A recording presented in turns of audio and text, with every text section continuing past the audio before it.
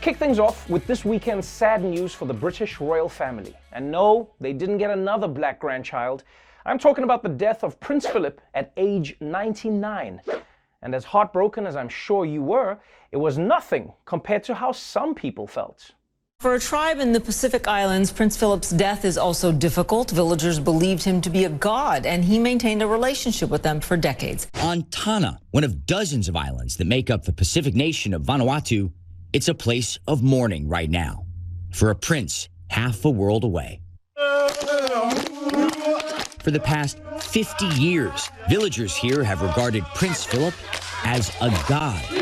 And Philip, known at times for his off-color remarks and gaffes, maintained a respectful relationship with them over several decades, sending them gifts. Some were even invited for a visit to the UK.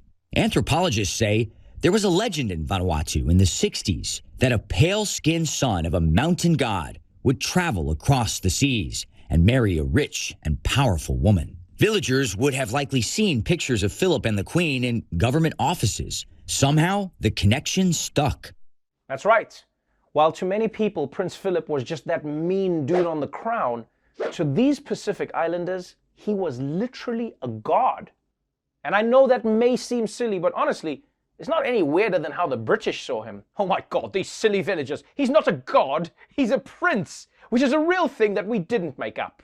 My only issue with Philip being a god is that the guy said a lot of racist and xenophobic things over the years. I mean, how do they deal with that in church every Sunday? We will now read from the book of Philip. Okay, not that page. Maybe okay, no, not that one. You know what? Let's just go straight to communion. Fish and chips for everyone. Now, the thing I found interesting is that they chose him as their god because their legend said a god with pale skin would marry a rich woman. And if that's true, well then good news, guys, because I have found a new god for you. You know what's going to be awkward is if Prince Charles tries to take his dad's place now. Well, now that my father is gone, I guess you will be looking for a new deity.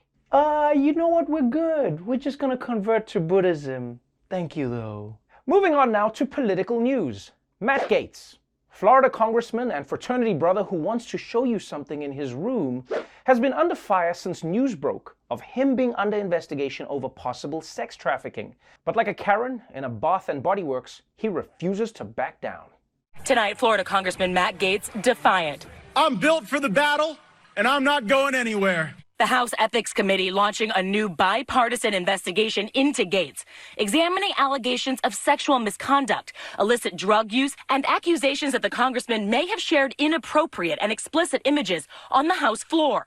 The Justice Department investigating whether Gaetz and his associate Joel Greenberg paid women who were allegedly recruited online for sex and travel. According to the Daily Beast, Gaetz sent Joel Greenberg $900 in 2 late-night Venmo transactions in 2018. Greenberg used the same app to send 3 young women, including one who had recently turned 18, varying sums of money that amounted to $900. Greenberg made the payments to the 3 young women with the descriptions tuition, school, and school. Okay, we have to wait for all the facts to come in. But you have to agree, this is not a good look for Matt Gaetz.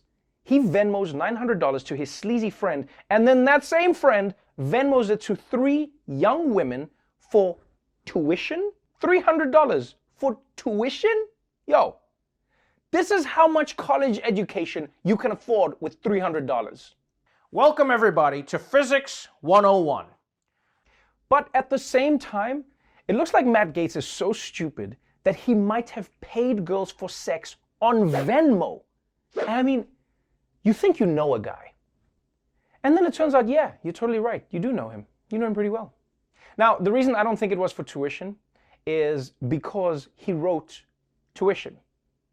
People, nobody writes the real thing for a Venmo payment, all right? You always write something funny or weird, like for butt medicine. If these guys wanted to hide that they were paying for sex, they should have actually written money for sex. Then people would have been like, well, obviously the money wasn't for sex. It was probably for his butt medicine. And honestly, most people don't even use actual words on Venmo, right? You just use emojis. You'd think a guy who hangs out with teens would know that. And emojis actually make the most sense if you're trying to cover something up. That's how I got away with clown face, Belgian flag, sushi dolphin without the feds ever finding out.